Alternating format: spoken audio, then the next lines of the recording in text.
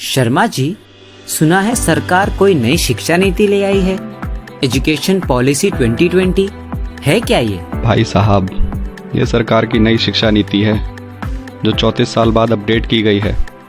इसमें बहुत सी नीतियों में बदलाव किए गए हैं जो हमारी भावी पीढ़ी को सशक्त और आत्मनिर्भर बनाने में मददगार होंगे। अच्छा, तो क्या क्या बदलाव आए हैं? आपको तो पता ही होगा। सबसे पहले तो मंत्रालय का ही नाम बदल दिया गया है। अब इसका नाम मानव संसाधन विकास मंत्रालय की जगह शिक्षा मंत्रालय होगा। अच्छा, तो मिनिस्ट्री का नाम चेंज किया है। और भी कुछ है? और ये 5+3+3+4 सिस्टम क्या है? बहुत ही बेहतरीन सवाल। बदलाव तो बहुत से हुए हैं, जैसे कि न्यू एजुकेशन सिस्टम में पहले जो 10+2 होता था, जैसा हम सब ने पढ़ा है, उसे अब 5+3+3+4 सिस्टम बना दिया जाएगा, जिसमें प्री स्कूल को भी पूरी तरह से जोड़ा जाएगा। इस नए सिस्टम में पढ़ाई तो पहले की तरह 12वीं तक की ही होगी, मगर अब तरीका नया होगा। एक छात्र की पूरी स्कूलिंग पढ़ाई को 4 स्तरों में विभाजित कर दिया गया है। इसमें पहले 5 साल होंगे फाउंडेशन स्टेज, अगले 3 साल होंगे प्रिपरेटरी स्टेज, और उससे अगले 3 साल होंगे मिडिल स्टेज, और आखिरी 4 साल होंगे सेकेंडरी स्टेज।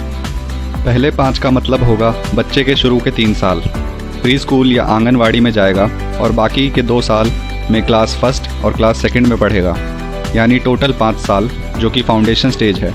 और इसमें पढ़ाने का तरीका भी एक्टिविटी बेस्ड और प्ले बेस्ड होगा, और इन शुरू के 5 सालों में कोई भी एग्ज़ाम्स नहीं होंगे। फिर 3, जिसे प्रिपरेटरी स्टेज भी कहते हैं, का मतलब है कि बच्चा क्लास 3 to 5 तक की पढ़ाई करेगा। इसमें खास बात यह है कि क्लास 5 तक की पढ़ाई छात्र की मातृभाषा यानी मदर टंग या क्षेत्रीय भाषा यानी लोकल लैंग्वेज में होगी। उसके अगले 3 का मतलब है क्लास 6 to 8, जिसे मिडिल स्टेज भी बोल सकते हैं। इसकी खास बात यह है कि इसमें निश्चित पाठ्यक्रम पढ़ाया जाएगा, और जो आखिरी के 4 साल हैं, जिसे सेकेंडरी स्टेज भी कह सकते हैं, इसमें बच्चे की क्लास 9 to 12 तक की पढ़ाई आएगी।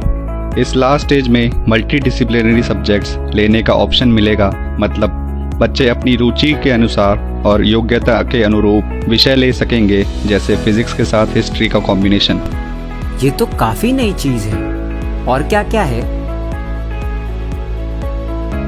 सरकार अब भारत की जीडीपी का 6% हिस्सा शिक्षा पे खर्च करेगी, ताकि शिक्षा हर बच्चे तक पहुंच सके। इसके अलावा और भी कदम उठाएगी सरकार, जैसे अब सुबह का नाश्ता भी दिया जाएगा मिड डे मील के साथ। मिडिल स्टेज से यानी क्लास 6 से वोकेशनल कोर्सेज भी ओपन हो जाएंगे, जिसमें बच्चे कारपेंट्री, पॉटरी, गार्डनिंग वगैरह कर सकते हैं। और इंटर्नशिप भी शुरू की जाएगी, जिसमें बच्चे किसी प्रोजेक्ट पर काम करेंगे, और कोडिंग भी शुरू होगी। सेकेंडरी स्टेज से यानी क्लास 9 से फॉरेन लैंग्वेजेस भी ऐड की जाएंगी कोर्सेज में। एनईपी में एग्ज़ाम पैटर्न भी चेंज होगा। अब छात्रों को केवल क्लास 2, 5 और 8 में ही एग्ज़ाम्स देने होंगे, बाकी असेसमेंट के तौर पर ही क्लासेस में प्रमोट किया जाएगा। साथ ही क्लास 6 से ही वोकेशनल ट्रेनिंग्स और इंटर्नशिप्स भी शुरू हो जाएंगी। इसमें हाई एजुकेशन यानी कॉलेज वाले छात्रों के लिए भी नया सिस्टम शुरू किया जाएगा, जिसके अनुसार मल्टी एंट्री एग्जिट ऑप्शन रखा जाएगा। इसमें छात्र जब चाहे कॉलेज ज्वाइन कर सकते हैं, और किसी वजह से बीच में कॉलेज छोड़ रहे हैं तो उन्हें उसका सर्टिफिकेट या डिप्लोमा मिल जाएगा। छात्र अगर फर्स्ट ईयर के बाद ड्रॉप करता है तो उसे सर्टिफिकेट मिलेगा, अगर सेकेंड ईयर के बाद ड्रॉप करता है तो उसे डिप्लोमा मिलेगा, और अगर वो 3rd ईयर पूरा कर लेता है तो उसे डिग्री मिलेगी। और पूरे 4 साल का कोर्स कंप्लीट करता है तो डिग्री के साथ रिसर्च सर्टिफिकेट भी मिलेगा। सरकार एक एकेडमिक बैंक ऑफ क्रेडिट भी बनाएगी, जिसमें बच्चों के क्रेडिट्स को स्टोर किया जाएगा। इसके अनुसार बच्चा जो भी कोर्स करता है उसे क्रेडिट्स मिलेंगे, और अगर वो कोर्स छोड़ देता है तो उसके ये क्रेडिट्स क्रेडिट बैंक में स्टोर रहेंगे, और बाद में कभी वो वापस अपनी पढ़ाई कंटिन्यू करना चाहता है तो वो स्टोर्ड क्रेडिट पॉइंट्स यूज़ हो जाएंगे। इसका फ़ायदा ये है कि उसे फिर से शुरू से वो कोर्स नहीं करना पड़ेगा। और इस एकेडमिक बैंक को सरकार आर्टिफिशियल इंटेलिजेंस की हेल्प से मेंटेन करेगी। सरकार इस सिस्टम में सभी चीज़ों को इंटीग्रेट यानी जोड़ के रखेगी, ताकि बच्चे को शुरू से आखिर तक कोई परेशानी ना हो, मतलब स्कूल से कॉलेज तक। इसमें टेक्नोलॉजी का पूरी तरीके से उपयोग किया जाएगा। इस पॉलिसी के तहत सरकार कुछ संस्थाएं, एजेंसी भी सेटअप करेगी, जैसे कि नेशनल एजुकेशन टेक्नोलॉजी फोरम, जो कि प्लेटफॉर्म प्रोवाइड करेगा जिससे टेक्नोलॉजी का उपयोग बढ़ाया जा सके, प्रॉपर प्लानिंग की जा सके, असेसमेंट की जा सके बच्चों की और एडमिनिस्ट्रेशन के काम मैनेज किया जा सके। एक और एजेंसी होगी higher education commission of India, जो कि एक नोडल एजेंसी होगी जो सारे एजुकेशनल बोर्ड्स को गवर्न करेगी, जिसमें UGC, AICTE और अदर बोर्ड्स आएंगे। लेकिन इस एजेंसी के अंडर मेडिकल और लीगल बोर्ड्स नहीं आएंगे। रीजनल लैंग्वेजेस में ऑनलाइन कोर्सेज भी लॉन्च करने की सरकार की योजना है। हायर एजुकेशन के लिए सरकार कॉमन एंट्रेंस एग्जाम रखेगी ताकि सभी बच्चों को एक समान मौका मिल सके। दिव्यांग फ्रेंडली एजुकेशन सॉफ्टवेयर भी होगा जिससे दिव्यांग लोगों को भी आगे बढ़ने का मौका मिलेगा। एक और महत्वपूर्ण बात, एमफिल अब से डिसकंटिन्यू हो जाएगी।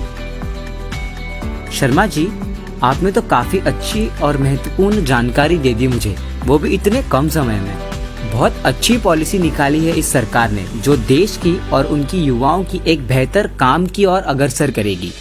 हाँ, ये 34 साल बाद का तीसरा शिक्षा नीति संशोधन है जिसकी देश को बहुत ज़रूरत थी। अब शिक्षा में तो ज़रूर से सुधार आएगा ही और साथ ही देश की साक्षरता दर भी बढ़ेगी। चलिए शर्मा जी, मैं तो समझ गया, पर क्या आप समझे?